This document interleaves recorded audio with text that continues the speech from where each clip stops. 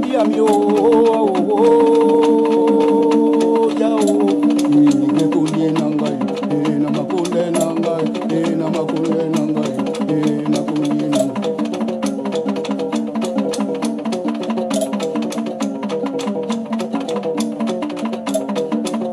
itami jabe o kunye nanga mutinja we bongi munu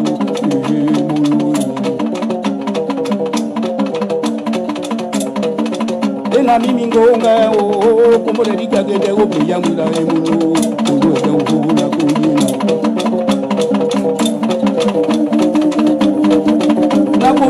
na kunina ngao je rewa o na kunina eni o wana gidio eni gadinjo na e kumene pindi muno konye nangai konye nangai konye nangai konye nangai ona makonye nangai eni mari konye nangai eni mari konye nangai eni mari konye nangai mudinga umema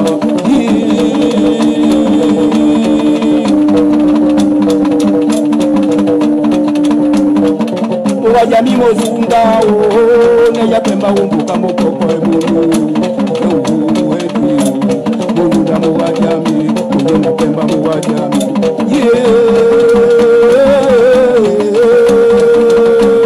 Okao.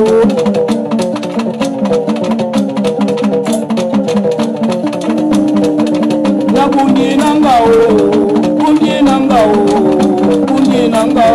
imadi kunye nangao,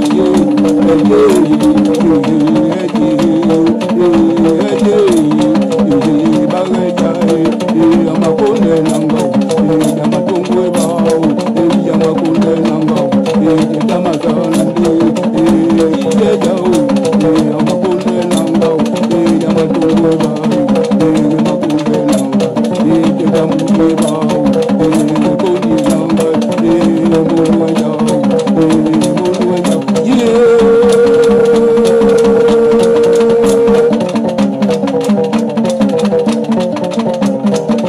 mono yao wetabo na mina mukandi tuka ebono wa makunde nangai wa yaba makunde nangai mukandi makunde nangai mutema wo muko mabaka wo muko ejigo zungu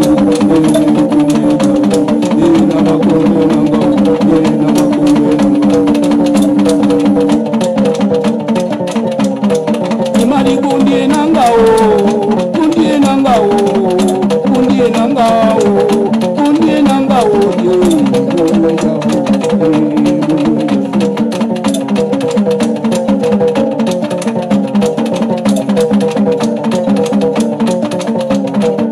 eni go wana gidio eni ga gidona e kumene pinyo kunye nangao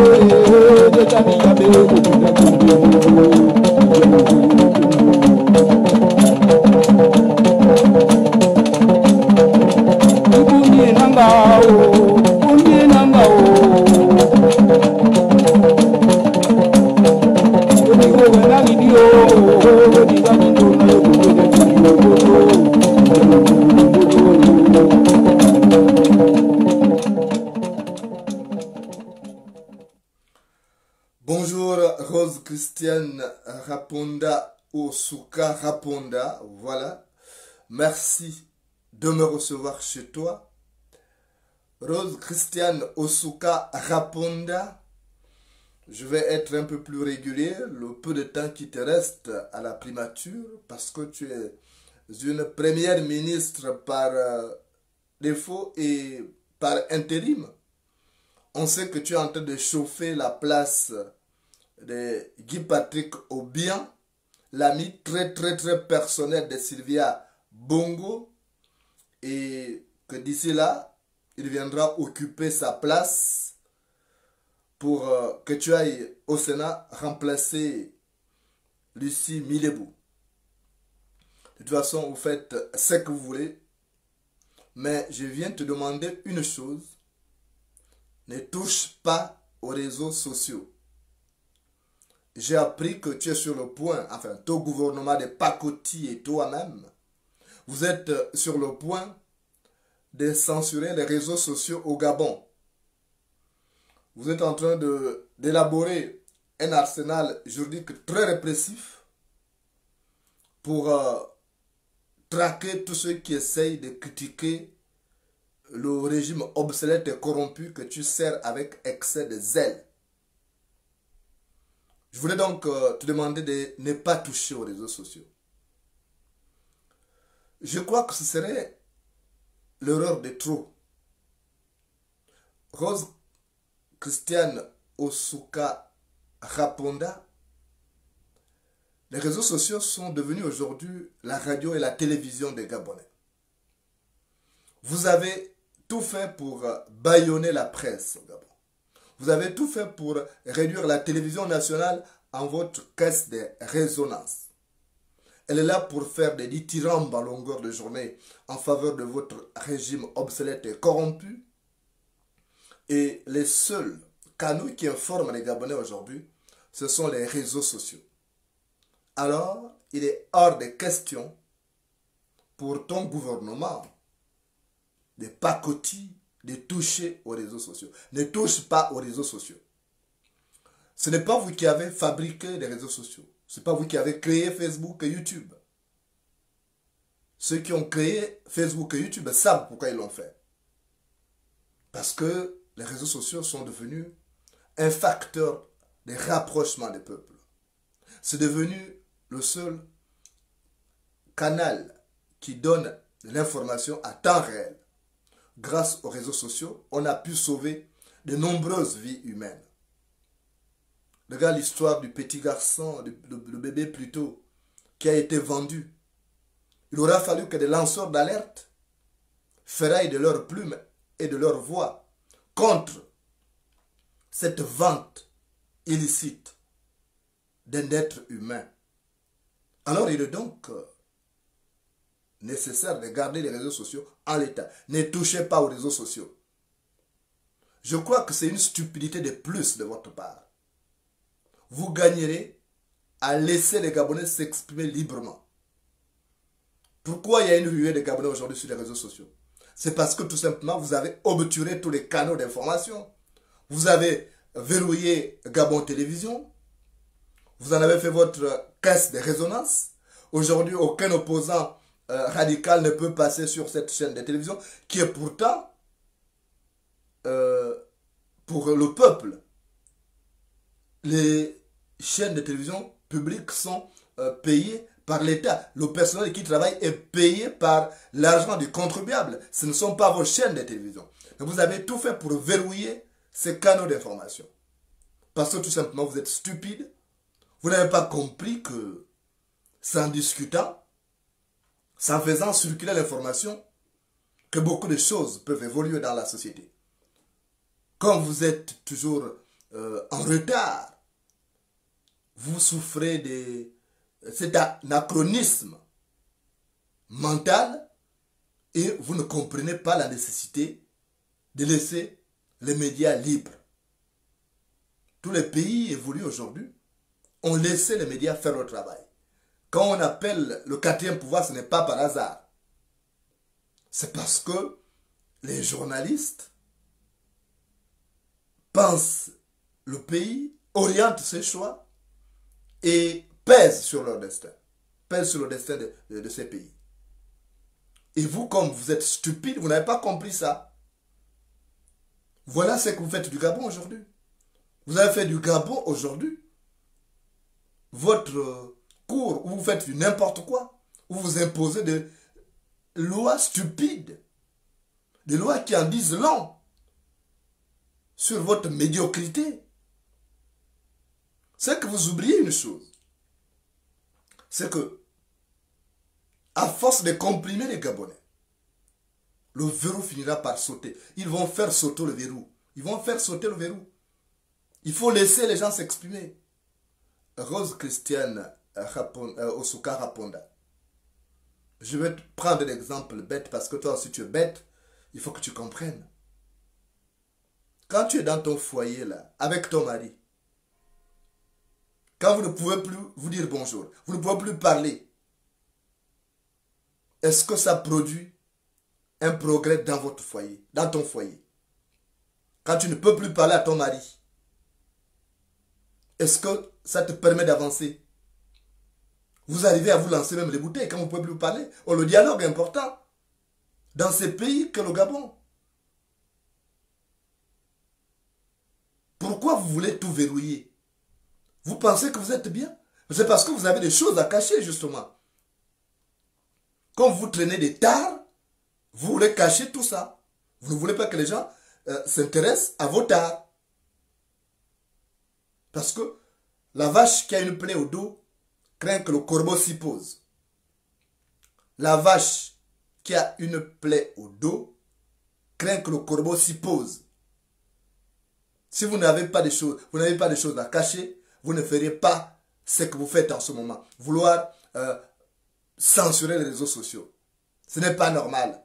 Alors, faites alors comme la Corée du Sud.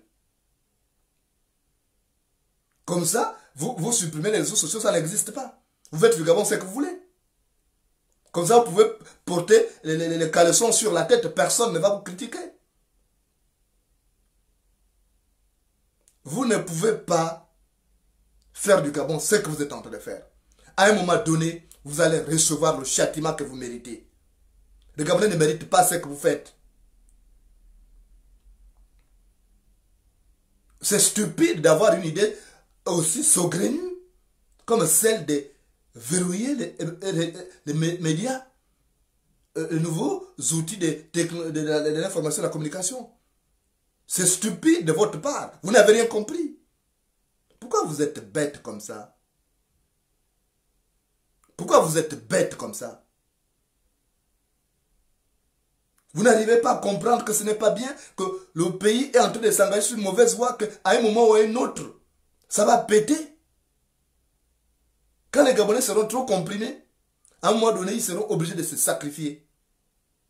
Il faut les laisser s'exprimer. Comme vous êtes bête, vous n'avez pas compris ça. Si vous étiez intelligent, je vais vous prêter mon intelligence d'ailleurs. Si vous étiez intelligent, vous aurez tout fait pour éviter que les Gabonais ne soient privés d'informations. Or, aujourd'hui, ils sont privés de l'information. Ils sont obligés de se lier sur les réseaux sociaux. Or, sur les réseaux sociaux, tout le monde n'est pas journaliste. Tout le monde n'a pas la déontologie pour procéder à des vérifications humainement réalisables avant de mettre à disposition du public l'information.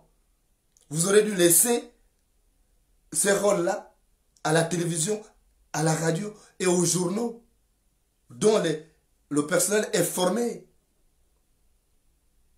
C'est tellement bête de votre part. Parce que ce que les gens disent sur les réseaux sociaux, ils ne peuvent pas dire ça sur la télévision nationale. Ce n'est pas possible. Tout est verrouillé. Vous aurez dû laisser les Gabonais s'exprimer sur les médias traditionnels.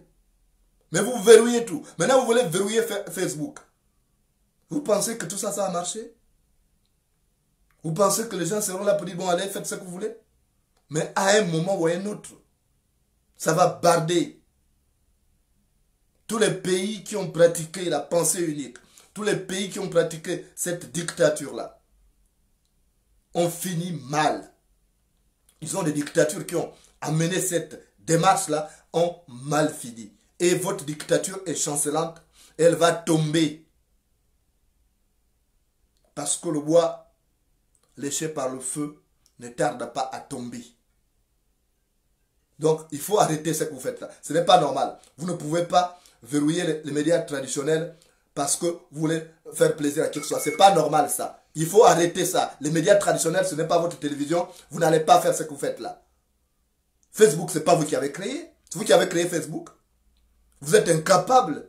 Vous-même, votre chaîne de télévision que vous avez créée, le Gabon 24, ça donne quoi? En quoi c'est utile au Gabon? Ça sert les Gabonais en quoi? Vous avez donné des instructions à l'Union. L'Union qui était un journal, le premier quotidien national, un journal qui était quand même un peu plus proche du peuple, en informant le peuple sur la marche de la société. Vous étiez incapable de le faire. Aujourd'hui, vous avez interdit à l'Union de parler des opposants. L'Union doit faire seulement les éloges du roi paresseux. Oui, qu'il est beau, il a un beau costume, alors qu'il n'est même pas beau, il n'a même pas de beau costume. Mais l'Union est où? L'Union est en train de tomber. L'Union est en train de tomber. Surtout depuis que vous avez confié ça à ces blancs-là, Eric Chanel. Depuis qu'il gère ces journaux-là, c'est devenu du n'importe quoi. Le journal est en train de tomber. Il va licencier 8 journalistes là, pour des raisons économiques. Mais vous êtes malade. Vous êtes des psychopathes. Vous n'avez rien dans vos ciboulots. Vous avez du sable, vous avez de la boue à la place du cerveau. Comment vous pouvez avoir l'idée de censurer les réseaux sociaux? C'est une honte. Dans quel pays africain? Au sud du Sahara, vous avez appris ça. Pourquoi vous voulez être les premiers à expérimenter une bêtise comme ça? Nous sommes dans un siècle de compétitivité et les réseaux sociaux doivent y concourir. C'est dommage. Vous faites honte au Gabon. Vous êtes vraiment des pauvres types. Vous n'avez rien compris. Et vous pensez que les Gabonais vont vous subir ad vitam aeternam. Mais non, ils ne vont pas subir ça. Tu as convoqué quelqu'un là pour lui parler de ça. Que non, vous allez supprimer les réseaux sociaux. Vous allez tout faire. Parce qu'il y a des dérives. Mais les dérives sont causées par quoi? Par vous. Parce que vous ne laissez pas la vraie information circuler sur les réseaux, sur les canaux traditionnels. Si Gabon Télévision, si l'Union et d'autres journaux étaient libres d'informer les Gabonais, les gens n'allaient plus sérieux sur les réseaux sociaux. Quelqu'un qui a la télévision chez lui, il ne va plus gaspiller ses données mobiles pour suivre Facebook. S'il a la même information pesée et sous-pesée sur les médias traditionnels. Vous n'avez rien compris. Vous êtes des pauvres types. Et voilà, ce qu'on craignait, c'est ça. Que vous fassiez du Gabon votre pandémonium. Et on en est là. Moi, ça ne me surprend pas. Parce que si tu donnes un livre à la chèvre, elle en fera un gros tas de caca. Si tu donnes un livre à la chèvre, elle en fera un gros tas de caca. Ce n'est pas bien ce que vous êtes en train de faire. Vous êtes en train de tuer le Gabon.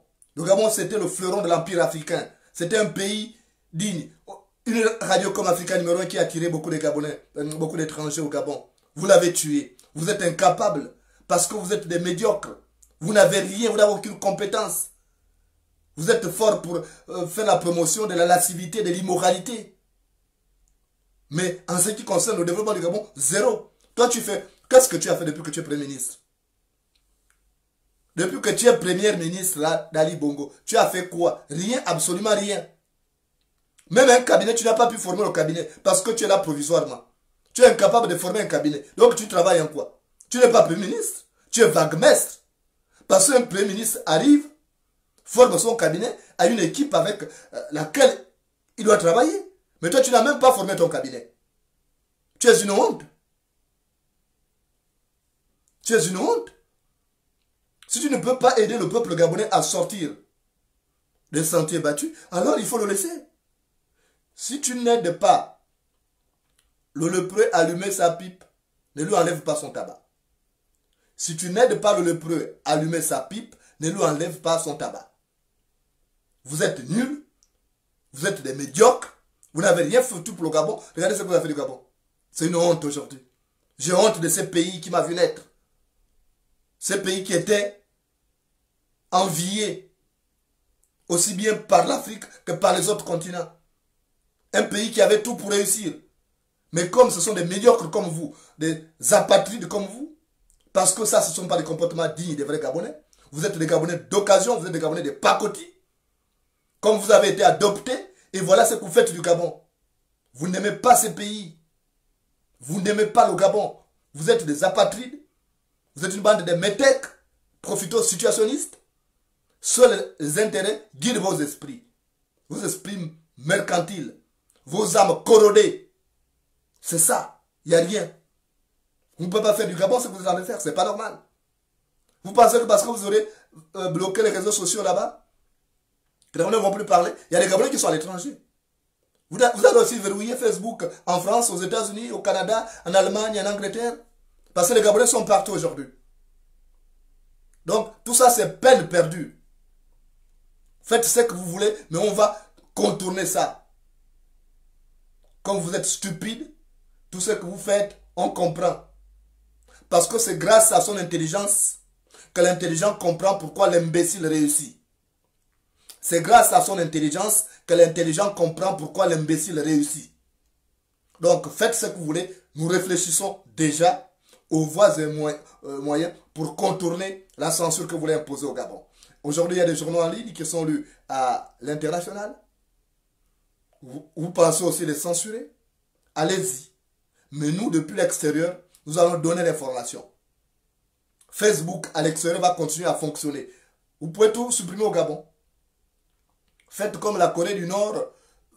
Faites ce que vous voulez. Mais nous allons tout faire pour faire passer l'information. Et ce peuple-là a fini par acquérir une nouvelle conscience citoyenne grâce aux informations. Tout ça parce que vous les verrouillez. Vous l'avez fait pendant la campagne électorale. Vous avez massacré les Gabonais. Vous avez coupé les réseaux sociaux. Mais après, on a eu des images. On a eu des images. Pendant la campagne de la présidentielle de 2016, vous avez coupé les réseaux sociaux. Est-ce que ça a empêché les Gabonais d'avoir l'information? Il y a des gens qui voyagent. Dans ce cas, coupez le Gabon. Faites en sorte que le Gabon ne soit plus en contact avec le reste du monde. Vous restez là, vous faites ce que vous voulez. Mais vous n'allez pas faire ce que vous voulez. Vous êtes des pauvres types, vous n'avez rien. Je n'ai jamais vu des gens médiocres comme vous. Vous avez des idées tordues comme vous êtes des esprits tordus. Vous n'avez que des idées tordues. Mais je vous dis une chose. Rose Christiane Osuka Raponda, ça va finir bientôt. Ça va finir bientôt. Ce que vous êtes en train de faire. Parce que quand les régimes dictatoriaux là arrivent à leur fin, ils deviennent sourds. Ils n'écoutent plus. Ils deviennent sourds, ils deviennent aveugles. Il y a des signes qui sont là, qui prouvent que votre dictature est en fin de règne. Il y a des signes qui sont là, qui prouvent que votre fantomatique président Ali Bongo, ou ces gadgets politiques que vous appelez pompeusement Monsieur le Président, est en fin de règne. Il est en fin de carrière. C'est un dictateur en fin de carrière. Ça va finir. Mais pensez à demain. Pensez à demain quand vous posez ces actes. Parce que le piège du malchanceux n'attrape que son chien. Les lois que vous êtes en train d'élaborer aujourd'hui, demain vont vous rattraper. Donc toutes les lois que vous avez faites. Vous avez mis en place un code pénal le plus répressif de l'histoire du Gabon. Mais sachez que ces lois-là vont vous attraper demain. Ça va vous rattraper. Parce que la partie qui essuie la serviette, parce que la partie de la serviette qui essuie les fesses, c'est la même partie qui essuiera le visage demain. Il ne faut pas l'oublier. La partie de la serviette qui essuie les fesses aujourd'hui, c'est la même partie qui essuiera le visage demain. Donc faites attention.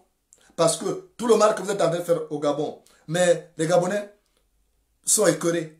Mais il y a aussi des gens qui pourront venir aider les Gabonais à un moment ou à un autre. Ils diront non, ce peuple ne mérite pas ça. Il y a des gens qui ont aujourd'hui leur fortune grâce au Gabon. Je suis convaincu que ces personnes-là, à un moment ou à un autre, vont dire que ça suffit comme ça. Ils vont aider le peuple gabonais parce que ces personnes-là voient la misère dans laquelle vous avez plongé les Gabonais aujourd'hui. Je suis convaincu. Et le jour là, vous n'allez pas vous attendre à ça. Le jour qu'interviendra la chute de votre régime, vous allez vous attendre à autre chose. Vous n'allez pas comprendre. Je suis convaincu aujourd'hui que Dieu ne laissera pas le Gabon. Je suis convaincu que les gens qui ont profité de la générosité du Gabon, de l'hospitalité du Gabon, même si ces gens-là sont partis, à un moment, il y aura même une personne qui va dire non, ça suffit comme ça, je vais aider ce peuple-là à se débarrasser de ces tyrans. Vous êtes des tyrans. C'est comme ça, la vie est comme ça. Vous ne savez pas que parfois, il y a des occasions qui arrivent. Il y a des concours, des circonstances qui arrivent pour aider certaines personnes à se débarrasser de certaines situations. Je vais d'ailleurs te raconter une histoire que m'avait conté mon grand-père. Dans un village, il y avait un homme. Cet homme-là avait faim maintenant. Sa famille avait faim. Cet homme-là, c'était un grand pêcheur. Il s'appelait Marola. Marola, c'était un grand pêcheur. Quand il allait à la rivière qui était située derrière son village, il ramenait toujours du poisson. Il ramenait du mâchoiron, de la carpe, du tilapia, que vous appelez comme ça. Il ramenait toutes sortes de poissons. Et puis on ne sait pas ce qui s'est passé. Certainement les espèces halieutiques revenaient rares. Marola ne pêchait plus. Donc il y avait la disette. Et sa famille avait faim. Les enfants pleuraient. Sa femme pleurait. Et puis il y avait ces jours-là le roi d'Enzambi qui passait par le village de Marola. Et le roi d'Enzambi a entendu les enfants pleurer. Il a entendu des femmes pleurer à la cuisine. Et c'est comme ça que Marola, qui était là, voit le roi s'arrêter. Et le roi d'Enzambi demande, me dit, pourquoi les enfants pleurent? Il a demandé à Marola, le grand pêcheur. Marola a répondu au roi d'Enzambi. Il dit, les enfants pleurent parce qu'ils n'ont rien à manger. On n'a plus rien à manger. J'ai essayé d'aller à la pêche plusieurs fois. Je ne pêche plus, il n'y a plus rien. Je ne sais pas cette malchance. Et c'est comme ça que le roi a dit, ne pleure pas. Il a dit aux enfants, ne vous en faites pas, ça va aller. Et ils se sont dit, mais comment le roi dit, ne vous en faites pas, ça va aller, il ne fait rien pour nous. Il dit, ça va aller. Et c'est comme ça que le roi a dit à Marola, qui était déjà découragé, il a dit, moi, Marola a dit, moi je vais laisser tomber puisque je ne pêche plus rien. Je suis fatigué, je suis découragé. Le roi a dit, non, je ne veux pas que tu arrêtes la pêche. Tu es un bon pêcheur, il faut être persévérant. La prochaine fois que tu iras à la rivière, à l'Ovigui, là-bas où tu pêches, ramène-moi tout ce que tu auras pêché. Même si ce sont des crevettes, tous des insectes, ramène-moi ça. On va peser ça. On va peser ça. J'ai une balance chez moi. Et quand on va peser ça, les poids que je mettrai seront en or. Et si tu rapportes des bons kilos, quel que soit ce que tu vas rapporter, tu prendras les pesants d'or là. Pour que tu te débrouilles avec ta famille. Tu vas vendre ça, ça te rapportera beaucoup d'argent. Marola est parti à la pêche. Un peu réconforté par ce que lui avait dit le roi. Et quand il arrive à la pêche, il a tourné. Il est passé partout. Il est allé jusqu'à l'embouchure de l'Ovigui. Marola n'a rien pêché. Même pas un crabe. Même pas une crevette. Le jour est passé et le jour commençait à s'évanouir. Marola était triste. Il a dit, je n'ai rien pêché, qu'est-ce que je vais amener au roi? Et après il a croisé son voisin Marola qui passait aussi avec sa pirogue. Et qui était témoin lorsque le roi lui parlait. Donc Maboula a dit, tu n'as rien pêché? Il dit, non, je n'ai rien pêché. Je ne sais pas ce que je veux ramener. Le roi a dit, de lui ramener certainement le poisson, mais je n'ai rien trouvé.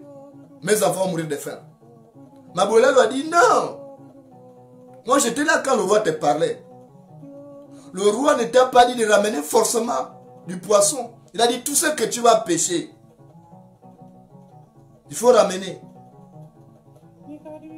Et c'est comme ça que Marola, qui était découragé, à amarrer sa pirogue au débarcadère.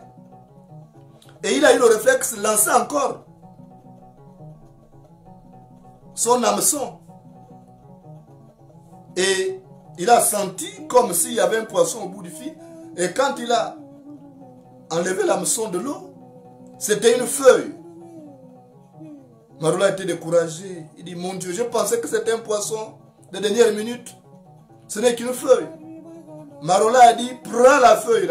Mabouela, son voisin qui était là en train d'attacher aussi sa pirogue, a dit, prends la feuille. Amène ça au roi. Il dit, mais je ne peux pas amener la feuille au roi, ce serait l'insulter. Mabouela lui a dit, la feuille, amène-la chez le roi. Le roi t'a dit, amène tout ce que tu auras péché. Donc amène cette feuille-là.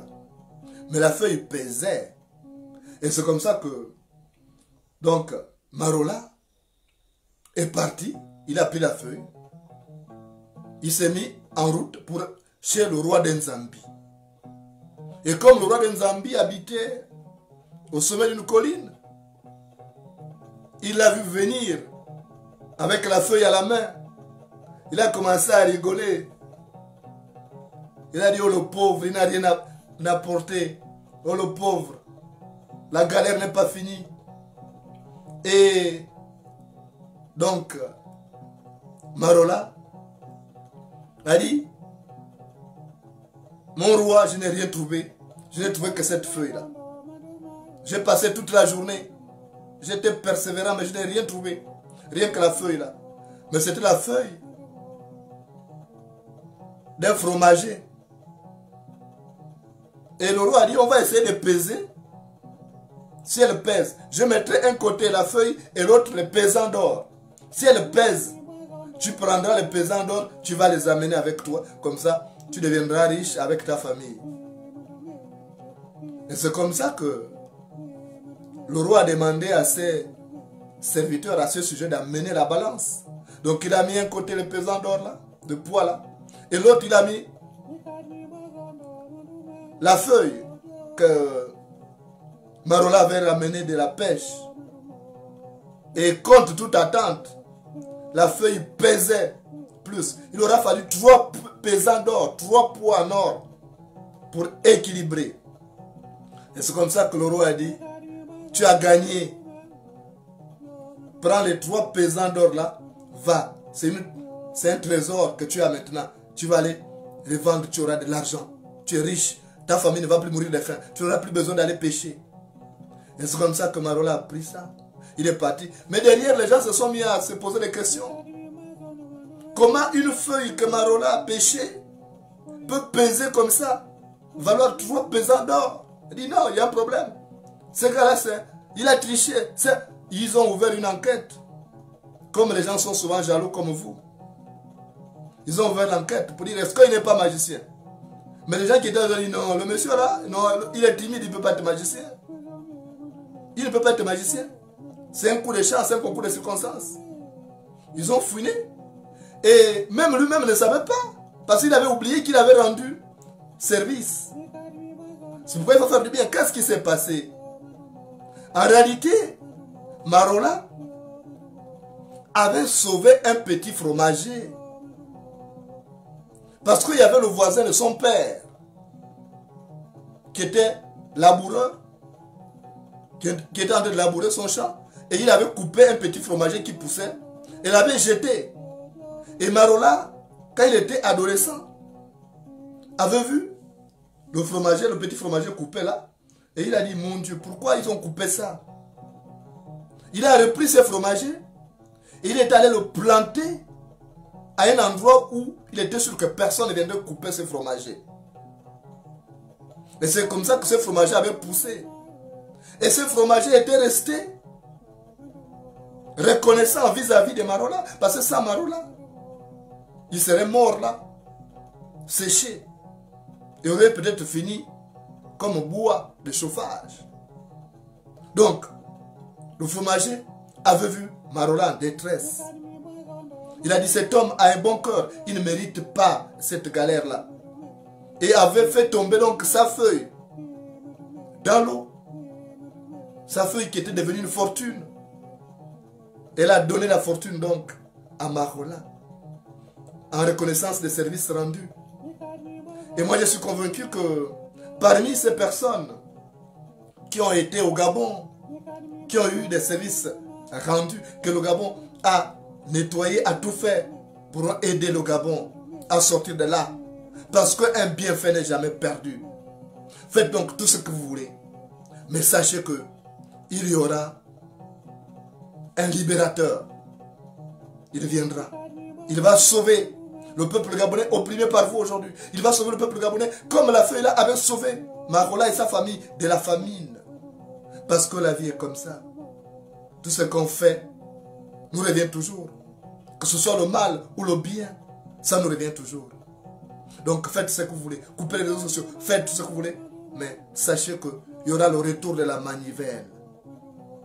Merci de m'avoir reçu chez toi. Et à très bientôt sur Facebook et YouTube.